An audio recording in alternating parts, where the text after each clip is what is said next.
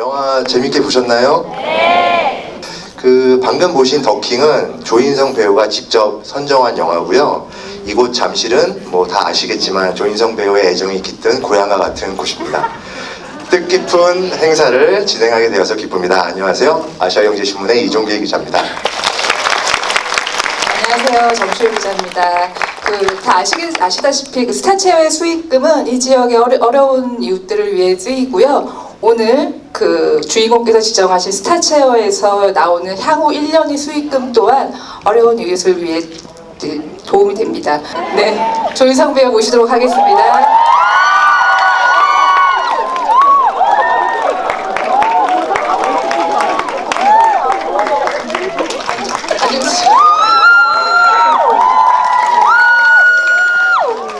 저희가 아마 지난해 안시성 이후에 되게 오랜만에 뵙는 분들이 많으실 거예요. 그동안 어떻게 지내셨는지 궁금해하시는 분들을 위해서 좀 근황 좀 말씀해 주세요. 일단 만나서 반갑습니다.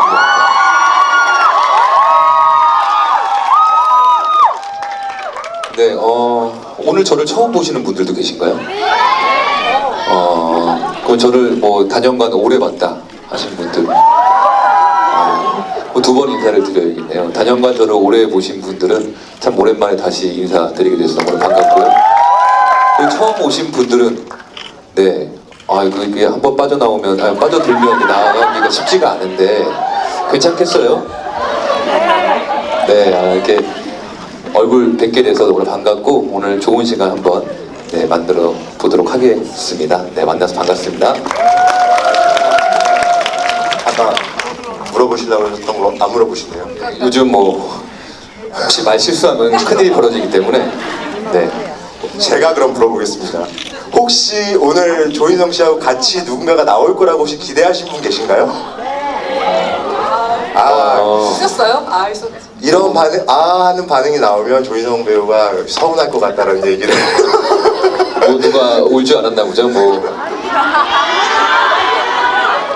경수? 광수? 요즘 드라마 찍고 있는 주원이? 배성우 씨. 법륜스님은 절에 계시지 않겠어요? 아니면 뭐 우빈이? 네, 나와주세요. 진짜 이러지 맙시다. 저만 왔어요. 즉흥극의 달인이죠. 본격적인 토크로 들어가서 초중고등학교를 이 근방이 이제 천호동에서 다니셨는데 데뷔 전부터 천호동 조인성으로 유명하셨더라고요. 그래서 이제 이곳이 이제 조인성 씨의 공간에 초대를 받은 것 같은 그런 느낌이 이제 좀 드는데 한 곳에 마음을 두면 좀 쉽게 이렇게 옮기지 않은 편이신지 아니면은 천호동만이 가지고 있는 힘인지 조인성 씨가 느끼는 천호동의 정서나 매력이 뭔지를 좀 말씀해 주세요. 글쎄요, 뭐 제가 선택해서 이 동네에 온 건 아닐 테니까요. 천호동에 부모님 따라서 뭐 이 동네가 천호동의 자리를 잡게 된 거죠. 사실은 처음에 있었던 곳은 명일동입니다. 네, 명일동에서 아파트에 살다가 삼익 아파트 지금은 이제 재건축이 됐어요. 네. 그 전에 강동 아파트, 삼익 아파트로 이사가서 1차에 살다가 2차로 넘어갔죠. 디테일하시네요. 예. 부동산 업자한테 얘기 듣는 거. 저희 이제 그래서 제가 이제 초등학교를 그 근방에서 고명초등학교에서 야구부로 이제 야구도 하고 그렇게 다녔고 그러면서 이제 중학교 넘어가면서 제가 천호동으로 왔어요. 천호동의 뜻은 천개호, 집호자, 천개의 집이 모여 있다 해서 천호동이라고 이렇게 이름이 지어지게 됐죠. 지역 프로데사 같은 느낌이신 저희 고향 같은 곳이니까요. 그래서 거기서 이제 중학교, 고등학교 다 나오게 됐죠. 제가 이번에 자료 조사를 좀 해보니까 천호동에서 조인성 씨를 봤다는 목격담이 굉장히 인터넷에 많이 떠돌아다니더라고요. 보니까 꾸러기 분식? 네네네. 혹시 아시는 분 계세요? 다 역시 아시네요. 네, 단연간 저를 좋아하신 분들은 거기서 식사들 하셨을 거예요, 그렇죠? 네네. 그래서 저는 근데 그 생각이 들었던 게 키가 큰 배우가 어디를 가든 좀 숨을 수 있을까? 또 이 정도의 약간 아우라가 있으면 어디 가도 튈 것 같은데 이거 어떻게 이렇게 목격담이 많이 나오고 왜 이렇게 편하게 다니시는지. 네. 글쎄요, 뭐 동네 친구들이 계속 살고 있었기 때문에 그 친구들 칠 때 친구들과 어울리는 시간이 많아서 더더욱 그렇게 동네를 더 활보하면서 다녔던 것 같아요. 낯선 동네에 있다 보면 글쎄요, 이렇게 친구들이 또 뿔뿔이 흩어지기도 하고 그러면은 동네도 잘 모르게 되고 그러는데 아무래도 이제 초중고 저희 친구들이 다 있었기 때문에 가능한 일이기도 했었죠. 사실 우르르 같이 다니니까 그 친구들이 조금 많이 케어도 해주고 밥값은 물론 제가 냈지만 뭐 그런 서로의 기브앤테이크가 이루어지는 친구들이 있었기 때문에 가능한 일이지 않았나 싶어요. 그 친구분들이 이제 군 입대할 때도 이렇게 따라와 주시고 뭐 관계가 굉장히 두터운 걸로 알고 있는데 어쨌든 나이를 이제 한 살 한 살 먹으면서 그분들은 이제 결혼도 하고 아이들도 있고 본인하고는 이제 삶이 이제 갭이 좀 이제 커지잖아요. 이제 그런 데서 느끼는 어떤 체감 같은 게 좀 있을 것 같거든요. 굉장히 많이 느끼죠. 이제 제 친구들 중에 결혼 안 한 친구가 명이 남았는데 그중 한 명이 최근에 결혼을 했어요. 저기 명일동 교회에 역시 명일동. 네, 했는데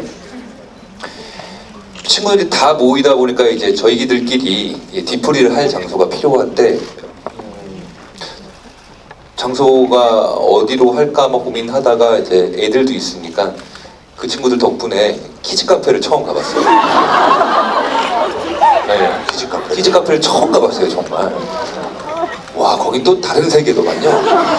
아이들이 정말 신나게 놀고 있고 이제 부모님들 아니면 이제 저희 같은 나이 또래 애들은 이렇게 목소리가 커지게 되더라고요. 애들이 막 시끄럽게 노니까.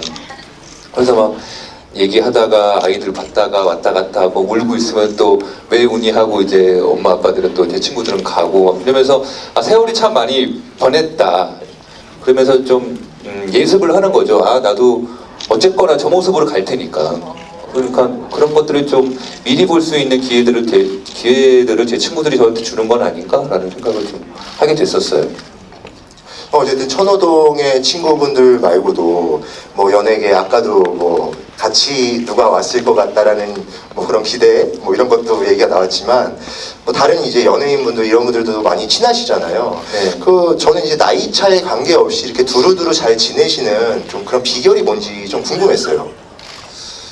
글쎄요, 뭐 제가 비결을 알아서 그 친구들한테 행동한 건 아닐 테니까요. 어쨌든 간에 소통이지 않을까 싶은데요. 이렇게 소통이라는 거는 그런 것 같아요. 이렇게 원하는 걸 들어주는 게 아니라 그 친구가 얘기하는 걸 내가 듣고 있는 거지 않나. 그게 일단 소통이다. 그래서 이제 그 친구들의 얘기를 잘 들어보면 또 제 얘기 같기도 하고 거기서 분명히 느끼는 것도 있거든요. 그래서 그런 듣는 자세에서 출발했던 게 그 친구들과 소통할 수 있었던 계기가 되지 않았나 싶기도 해서 고맙죠. 그 친구들이 또 제 옆에서 저 외롭지 않게 제가 방이동 독고노인이거든요. 그렇기 때문에 저를 외롭지 않게 해주는 저희 이제 친구들이라고 불러요. 후배라고 부르잖아요. 그런 건 있는 것 같아요. 한 번 이렇게 인연을 맺으면 굉장히 오래 가려고 하는 그런 속성이 좀 있으신 것 같아요. 네, 근데 그게 꼭 뜻대로 안 될 때는 분명히 있어요. 원하는 대로 다 되는 건 아니지만 어쨌든 만나는 이 시간만큼은 그 친구들도 그렇고 저도 그렇고 좀 귀하게 생각하다 보니까 인연이 조금 더 길게 가는 건 아닐까라는 생각을 좀 해보게 그 됩니다. 무리에서는 약간 막 형같이 막 이렇게 하는 것보다는 친구처럼. 그렇죠. 지내시는 뭐 같이 뭐 늙어가는 사이에 뭐 그런 거 뭐 따져봤자 저만 손해요. 왜냐면 어쨌든 그 친구들은 점점 이 인기의 핵에 있는 친구고 저는 어쨌든 간에 나이가 들어가면서 제 뭐라 그럴까 저의 역량에 따라서 더 있을 수도 있고 아니면 그 나이대에 맞는 어떤 자존감과 또 배우로서의 몫을 해 나가야 되는 나이가 점점 되기 때문에 그걸로 그 친구들과 비교 대상으로 삼으면 결국엔 저만 괴롭거든요. 그렇기 때문에 이거는 그냥 어쨌든 동료이자 현장에서는 다 친구처럼 지내기 때문에 그런 것들이 좀 더 우리들의 사이를 좀 자유롭게 해주는 건 아닌가라는 생각을 좀 해보게 되긴 했었어요. 조인성 씨도 인기의 핵에 계세요. 감사합니다. 네, 아까부터 얘기하는데 약간 요즘 좀 많이 위축되신 것 같아요. 아까 그러니까요. 전에 자신감이 없어 보였어요. 좀 여러분이 힘을 좀 주셔야 됩니다. 박수 한번 부탁드릴게요. 저희가 더 긴 얘기 좀 넘어와서요. 이게 2017년도 개봉한 영화잖아요. 다시 보니까 어떠신가요? 네. 글쎄 저는 뭐 영화 개봉할 때도 자주 봤고 그리고 개봉 후에도 몇 번 이제 VOD로 봤었고 그때 보는 느낌과 또 지금 보는 느낌은 또 다르더라고요. 그때는 아무래도 그 개봉 당시에는 이제 탄핵 뭐 그때 국면이었었으니까요. 그러고 나서 좀 세상이 좀 안정되고 지금에서 보니까 그때 어떤 뭐라 그럴까 근대사를 쭉 한번 이렇게 훑어볼 수 있는 그런 조금 그때는 이제 흥행도 해야 되고 객관적으로 보기가 좀 쉽지는 않았어요. 어떤 포인트를 재밌어 할까? 아 저건 어떻게 받아들였을까? 이렇게 그런 생각들로 많은 번뇌를 하던 시기였기 때문에 지금 보니까 그냥 있는 그대로 그냥 이렇게 대통령이 변해왔고 그러면서 우리가 또 발전하고 또 그러면서 우리가 또 놓치는 부분들 그때 그랬었구나 또 지금은 이렇네 뭐 이런 것들을 쓱 한번 볼 수 있는 그런 우리가 살았던 어떤 과거 여행을 한번 할 수 있는 그런 시간이 되었던 것 같아요 저한테도. 또 이 영화가 이제 쌍화점 이후에 9년 만에 촬영한 작품인데 사실 되게 오랜만에 이제 촬영을 하다 보니까 촬영 준비나 이런 것도 좀 남달랐을 것 같거든요. 그때는 좀 어떠셨는지. 글쎄요, 이제 영화로 복귀하는 거는 이제 구분을 하다 보니까 9년 만에 복귀라는 이 타이틀이 달리게 되었는데요. 사실 저는 물론 뭐 많은 작품 또 다작을 했다고 보기에는 좀 힘들지만 어쨌든 계속 현장에 놓여져 있었던 건 사실이었고 군대 갔다 와서도 드라마로 이제 복귀를 했었고 이제는 이제 뭐라 그럴까 디지털화 되면서 전체적으로 기술들이 드라마 현장이나 영화 현장이랑 이렇게 크게 달라지는 부분들은 없어요.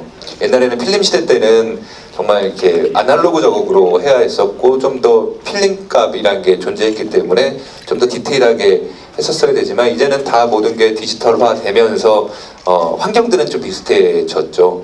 이제는 표준 근로제가 돼 있어서 드라마나 이제는 영화나 이제 같은 값이 되는데요. 그 때문에 사실 저한테는 현장이 좀 어색하거나 그러지는 않았어요. 그리고 그런 무게감을 굳이 가져야 되나? 라는 생각을 가질 필요는 없지 않나? 라는 생각을 해봤던 것도 사실이고요. 근데 아무래도 큰 스크린에 물리적으로 큰 스크린에 쉬지 않고 제가 나오는 작품이다 보니까 부담이 되긴 하더라고요. 그래서 그런 부담감. 근데 뭐 감독님과 또 우성이 형 그리고 제가 너무나 또 사랑하는 배성우 씨 이렇게 매일 밤 촬영 끝나고 만나면서 회의하고 이런 것들이 참 동지애를 느끼게 해주는 그런 작품이어서 이게 정말 협업이구나 라는 생각을 하면서 했던 작품이었던 것 같아요. 그러니까 방금 큰 스크린에서 보는 거에 대해서 얘기를 하셨는데 특히나 더킹 같은 경우는 조인성 씨가 좀 망가지는 부분도 있고 구타는 신도 있고 사실 아무리 배우라지만 약간 내 모습을 이렇게 큰 스크린에서 보는 게 민망해지는 순간들이 있잖아요. 이 작품 같은 경우는 특히나 그런 걸 찍었기 때문에 내 모습이 어떻게 나왔을까 좀 궁금한 부분도 있었을 것 같은데. 맞아요. 이렇게 시사회 하면 특히 이제 언론 시사회나 배급 시사회를 이제 처음을 통해서 이제 오픈이 되는데 그때는 그런 감정이었어요. 그러니까 좀 제 장면이 나오고 나면 다시 복귀를 한번 해보거든요. 그 씬이 이렇게 되면 이렇게 받아들일 수 있겠구나 뭐 이렇게 좀 정리를 하는 편인데 끊임없이 제가 나오니까 패닉 속에서 영화를 보게 됐어요. 야 계속 야 그만 나와야 되는 거 아니야? 야 목소리 내가 안 나오면 목소리는 나오네? 그럼 계속 나오는 거네 이거? 이러면서 봤던 기억이 있어서 그때는 참 정신이 없었던 기억이 좀 있어요. 이제 그런 것도 좀 힘들었겠지만 사실 제가 이 영화를 보면서 가장 먼저 느낀 거는 정말 많이 맞으세요. 그 정우성 씨한테 따기도 맞기도 한 이제 그 장면이 굉장히 유명하기는 하지만 사실 뭐 여러분들 초반에 잘 보셨으면 아시겠지만 성동희 씨한테 슬리퍼로 4대를 맞는 장면이 있는데 그게 이제 굉장히 롱테이크라서 굉장히 아파 보여요. 소리도 짝짝 소리가 나고 그래서 아주 굉장히 실감나는 연기였을 것 같은데 그때 좀 생각을 좀 떠올리시면 어떠신지. 네, 뭐 맞는 장면도 많았었고 워낙 또 때리는 분들이 베테랑이시다 보니까 이렇게 안 아프게 맞았던 기억이고, 그리고 실제로 이제 터치하는 것보다는 그 앞에서 딱 끊어주는 그 서로 잘 받고 잘 해야 되기 합이 때문에 중요하잖아요. 그 합을 정말 잘 맞췄었고, 제가 사실 무서웠던, 제가 맞은 장면은 우성이 형이 날라차게 하는 거는 피할 수가 없기 때문에 맞았어야 됐거든요. 진짜 뻥 차니까 제가 저기까지 날아갔다가 이 프레임 밖으로 빠져나가더라고요. 그러다가 이제 저희는 배우들이니까 프레임 안으로 확 빨리 들어와 줘야 되거든요. 그렇게 한 세 테이크, 네 테이크 찍었던 기억이 있었고, 그때 좀 공포감이 좀 느껴졌었어요. 와, 멍도 좀 쓰셨어요? 얘가 아프구나. 정우성 씨와는 무슨 대화를 나눴나요? 그거 찍으면서? 한 번에 끝내자. 아, 오히려 한 번에 끝내자. 근데 4번에 끝내셨네. 근데 미안해 하시더라고요. 그렇죠, 미안해. 이게 롱테이크니까 뭐 제가 잘 맞았다고 해서 끝나는 게 아니라 뒤에 성우 형이 또 잘 맞아줘야 돼요. 그러니까 이제 우성이 형이 제일 부담이 컸겠죠. 맞는 사람이야 뭐 이 자리를 빌어서 우성이 형 잘 때려준 우성이 형한테 감사드립니다. 그리고 또 이 영화에서 굉장히 또 인상 깊었던 거는 굉장히 다양한 또 머리 스타일이 나와요. 뭐 삭발로 미시기도 하셨다가 장발로 하셨다가 올백도 나왔다가, 근데 이제 30대에 찍으신 영화인데 고등학생 연기를 또 하셨단 말이에요. 근데 굉장히 좀 이런 거는 좀 부담이 안 될 수는 없을 것 같거든요. 그쵸. 근데 요즘은 기술이 많이 좋아져서 기술팀을, 왜냐면 없는 그림도 만들어내잖아요. 근데 있는 그림에서 좀 젊게 있는 그림도 지금 고등학생 같지 않으신가요, 여러분? 이렇게 그러면 안 돼요. 왜냐면 이제 또 유튜브에 나가고 여러분들 이런 반응이 다른 사람들을 또 화나게 만들 수도 있어요. 그냥 우리끼리만 좋아하는 걸로 그 마음은 감사히 받겠습니다. 저는 아마 많은 분들이 좀 공감하지 않을까 싶은데, 더킹 처음 예고편을 나왔을 때 딱 조인성, 딱 정우성, 슈트핏이 딱 두 분이 나오니까 아마 굉장히 많은 분들이 기대를 했을 거예요, 영화에 대해서. 또 약간 영화를 보면 약간 CF 같은 장면, 괜히 두 분이 붙어 있으니까 이게 정장 CF인가라는 기분도 들기도 하는데, 어떠셨어요? 이렇게 특히나 의상 감독님이 굉장히 두 분을 보면서 흐뭇해하지 않았을까 싶은데 현장 분위기가 어땠는지 좀 궁금해요. 네. 현장 분위기는 사실 특별한 거는 없었지만 저 개인적으로는 조금 그런 것들이 있어요. 이게 물론 배우로서 또 스타로서 광고를 찍다 보니 광고로 통해서 보여진 이미지들이 혹시 영화에 해가 되지는 않을까라는 생각들을 좀 하게 되거든요. 왜냐면 이 태수구와 캐릭터가 변해가는 모습을 보여준 건데 그 장면이 너무 광고적으로 보여진다면 그건 또 이게 방해 요소로 또 작용을 하기 때문에 그런 것들을 조금 생각을 아무래도 하면서 하지만 그것도 어쩔 수 없는 일이다라는 또 마음가짐으로 또 촬영에 임하기도 하고, 그러니까 조금 이 스타로서 이 영화한테 좀 해가 되는 부분이 있을 것 같아서 조금 미안한 적들이 조금 많았던 적은 있어요. 근데 전 반대로 제가 감독이라면 내 앞에 정우성과 조인성이 있으면 이런 멋진 모습을 스크린으로 구현하고 싶은, 대리만족을 하고 싶은 마음도 감독들한테 있을 것 같거든요. 네. 근데 감독님은 항상 이렇게 제가 뭘 이렇게 분장하고 이렇게 나타나면 인성 씨 이거 좀 못생기게 좀 분장팀 못생기게 좀 해주세요. 이거 좀 흐트러뜨려 달라고. 그러니까 제가 잘생겼다는 게 아니라 조금 정리를 해드리면 비현실적인데 현실적으로 만드는 거예요, 분장으로. 제가 약간 말실수를 한 것 같아요. 그래서 이제 그런 요구를 많이 하면 좀 현실적으로 좀 바꿔달라, 진짜 말씀처럼. 그래서 그렇게 좀 많이 요구를 했던 기억들이 있었어요. 그 영화에서 태수를 통해서 이제 1980년대 전두환 정권 시절부터 이제 대한민국 30년사를 딱 투사하시잖아요. 이제 조인성 씨가 태어난 해와도 약간 그 1년 후에 태어나신 걸로 아는데, 모든 것들을 그 경험한 시기를 같이 통과했기 때문에 이 영화가 좀 더 특별하게 다가오는 면도 있지 않았을까 싶은데 어떠셨나요? 네, 사실 제가 81년생이다 보니까 그 정권 때는 제가 이제 기억에 사실 없죠. 뭐 한두 살, 4살, 5살 유치원생이었으니까 제가 기억나는 건 올림픽 때부터 좀 기억이 좀 잘 나고요. 어린아이였으니까 그 세상 속의 고통에서 조금 벗어나 있는, 사실 우리는 보호를 받는 어린아이였기 때문에 사실 그렇지만 이제 부모님들이나 그 시대의 중심이셨던 분들은 여러 가지 감정들을 느낄 수 있는, 왜냐면 이게 이 변화가 또 있어야 되는 그 시기에 핵에 계셨기 때문에 저는 그 감정까지는 느끼지 못했겠지만 그래도 그 시대에 태어나서 그 공기를 마셔봤고 그때 음악을 좀 들었던 풋풋한 기억들, 그래서 제가 김광석을 좋아하고 김현식을 이렇게 듣게 되고, 그러니까 그 옛날 노래도 어렴풋이 기억을 해서 그 정서를 좀 이해하는 데는 굉장히 좀 도움이 되는 것 같긴 해요. 그 오래전에 정우성 씨가 출연하는 아스팔트의 사나이를 보고서 정우성처럼 멋지게 TV에 나오고 싶다. 그래서 배우가 됐다. 뭐 이렇게 이제 인터뷰를 하신 적이 있는데, 이 영화 보시면은 뭐 여러분들도 아까 보셨겠지만 흥미롭게도 고시생 태수가 TV 뉴스에서 나오는 한강식 검사의 활약을 보면서 꿈을 키웁니다.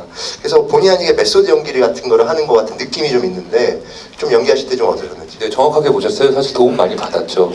그 태수 입장에서도 롤 모델이자 그 로망인 사람이 나타났으니까 저 역시도 그랬죠.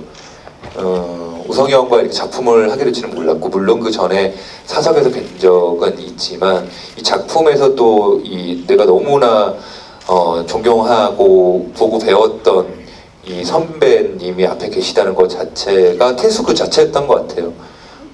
그래서 더 오히려 감정이입하기가 쉬웠고, 그렇게 해서 캐릭터들을 완성했던 것 같아요. 배성우 선배는 정말 친구처럼 지내는 선배, 그랬기 때문에 평소에 그랬기 때문에 극중에 넘어와서도 그런 캐릭터들을 좀 살릴 수 있었었고, 그래서 그런 면으로는 굉장히 많이 도움 받았죠.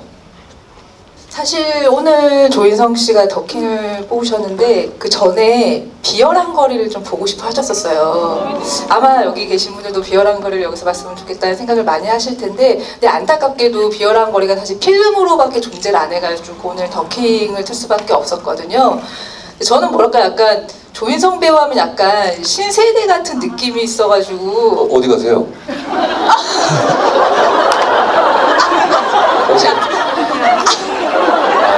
스케줄이 있으신 분이죠?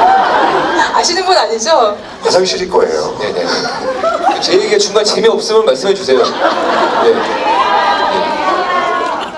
그래서 저는 당연히 약간 이 배우는 필름 시대의 배우였나라는 약간 새삼스러운 의문을 이번에 가졌어요. 아 맞다, 조인성이 필름 시대의 영화를 찍었던 배우였지 아니면서 놀란 게 좀 있었는데, 그 인터뷰에서도 종종 약간 옛날 사람이다라는 표현을 좀 하셨었어요. 저랑 인터뷰할 때도 그랬었고, 그렇기 때문에 약간 극장이란 공간에 대해서 지금 젊은 세대가 갖고 있는 것과는 좀 다른 느낌의 극장을 좀 기억하지 않을까 싶은데 어떠세요? 약간. 네.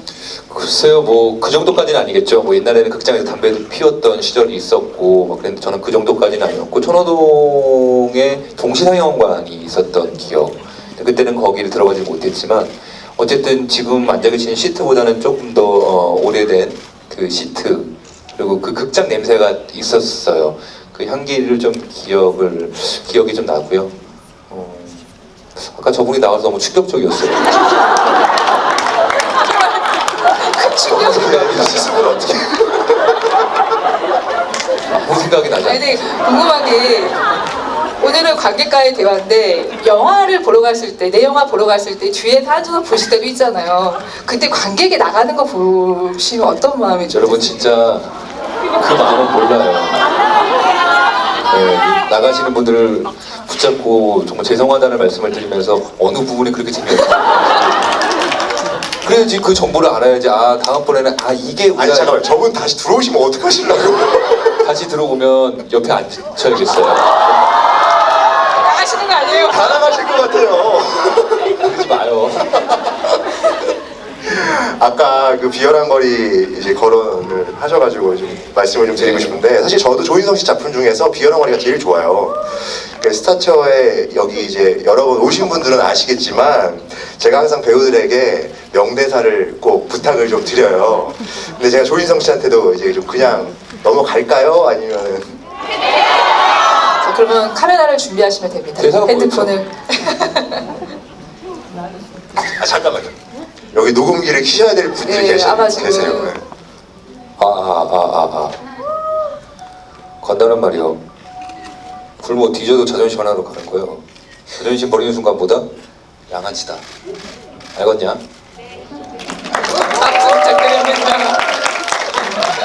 아니 좀 빌렸으면 더 좋았을 것 같아요. 네, 이게 마이크 상태가 아까 그러니까 하면서 이 대사를 하기에는 마이크 상태가 좀 안 좋다. 있었어요. 더킹은 이제 선택에 관한 이제 영화이기도 한데 조인성 씨가 연기한 태수라는 인물은 권력을 선택함으로써 권력에 끌려갑니다. 근데 그런 태수가 선택의 키를 비틀어서 주도권을 쥐려고 할 때부터 더킹은 완전히 변모하는데 조인성 씨 역시 이제 많은 선택지들을 통과해 오셨을 텐데 그 선택들에 대해서 뒤돌아봤을 때 좀 어떻게 평가를 하고 싶으신지. 뭐 과거의 선택이 지금 현재 좀 적겠죠. 그리고 또 현재 또 선택하는 것들이 이제 미래에 적겠죠. 지금 어떤 사고 없이 그리고 문제 없이 그리고 당당하게 여러분들과 배우로서 만날 수 있다는 것만 해도 그리 나쁘지 않은 선택을 해왔던 건 아닌가.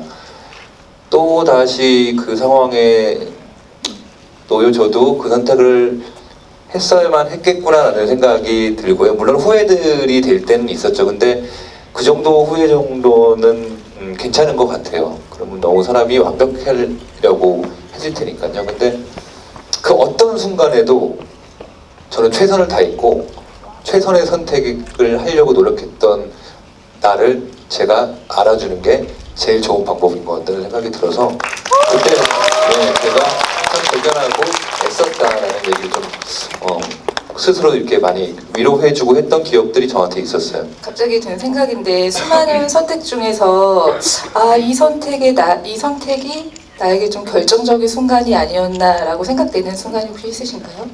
글쎄요, 매 순간 그랬던 것 같긴 해요. 사실 그게 간단한 선택은 아니었던 것 같아요. 근데 선택이 어려웠던 건 50대 50이었을 때가 좀 어려워요. 7대 3이면 바로 결정하거든요. 근데 50대 50이라는 건 다시 얘기하면 어떤 선택을 해도 된다라는 얘기거든요. 왜냐면 안 좋은 점은 50%가 다 있기 때문에. 근데 단지 그걸 책임지고 싶지 않은 나가 있구나라는 것들을 좀 알게 됐고 오히려 이제는 그래서 선택에서 조금 더 자유로워진 입장이 되기도 했죠. 그걸 알았기 때문에. 정말 다행입니다. 최근에 작품을 차기작을 고르셔가지고 다 여러분 아시겠지만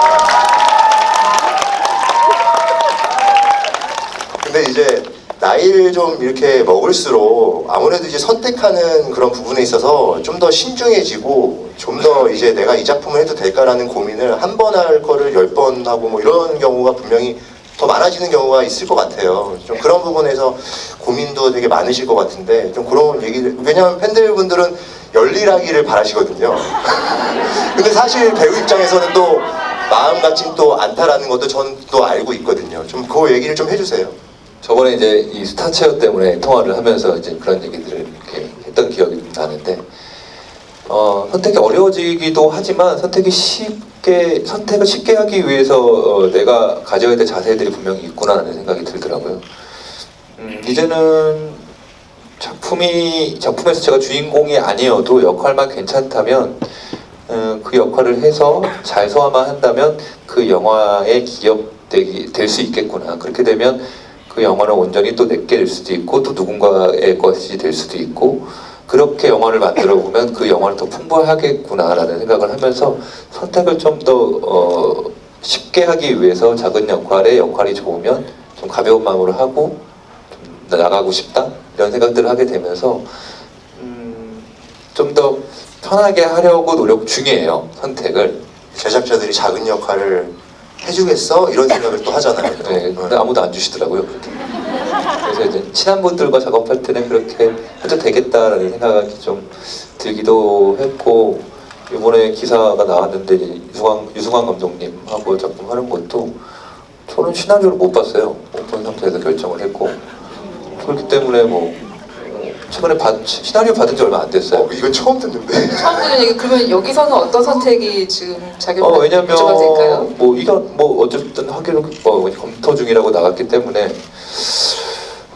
왜냐면 그런 이제 선배 감독님이라고 해야 되죠. 베테랑 감독님과 작업을 하고 또 했을 때는 분명히 이유가 있겠구나.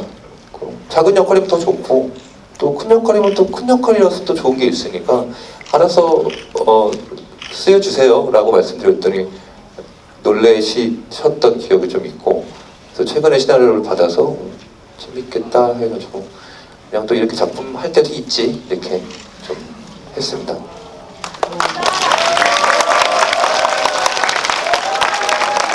그 지난해 12월 28일이 아마 정확히 제가 알기로 데뷔 20주년이 되는 날이었던 걸로 아는데, 저는 개인적으로 제 개인적인 얘기를 해도 되는지 모르겠지만 조인성 씨를 처음 본 게 잡지화보였어요. 네, 잡지화보여서 뭐랄까 이렇게 연기라는 세계보다 연예계라는 세계를 좀 먼저 들어오지 않았나라는 생각이 들고, 네, 그렇네요, 진짜. 네, 그랬을 때 직접 들어와 봤더니 연예계는 좀 어땠던 것 같으면 또 이렇게 연기자로 또 변모해가는 과정은 또 어떤 이유들이 있었기 때문에 이렇게 왔는지 좀 말씀 부탁드릴게요. 그렇죠. 그러니까 그렇게 한 것 같아요. 그러니까 연예인이 되고 싶다는 로망, 여러분들이 로망들 다 하나씩 가지고 계시잖아요. 근데 로망이라는 게 저를 견디게 했고요. 로망이라는 게 가장 내가 허상으로 만든 세상과 마주하는 일이기도 하더라고요. 그래서 날 견디기도 했고, 내가 만든 허상과 마주하는 순간도 있었고요. 연예계라는 세계의 네, 상상 같은 네. 것들. 그러니까 로망이란 게 그런 거지 않을까라는 생각이 들더라고요. 현실이더라고요. 그랬을 때 좀 많이 당황함, 그리고 좀 비참함, 그리고 힘듦. 근데 내가 그렇게 멋진 곳이라고 내가 상을 만들어 놓은 거잖아요. 내가 태어나기 전부터 연예계는, 아니면 어쩌면 사회는 그럴 수도 있었잖아요. 근데 내가 그게 환상을 가진 거는 그 세상을 욕할 게 아니라 내가 그런 환상을 가진 내 문제였으니까 내가 만든 가장 큰 허상과 마주하는 일이었었어요. 그때 그 감정이 많이 많이 당혹스러우셔요. 근데 사실 저희가 보기에는 좀 약간 당혹스럽기도 하고 어렵다고도 했지만, 제 기억으로는 조인성 배우는 어쨌든 데뷔 때부터 쭉 주연이었고, 우리가 보기엔 CF에도 나왔고 굉장히 많은 사랑도 받았고 20년 넘게 계속 톱스타의 자리에 있었거든요. 그런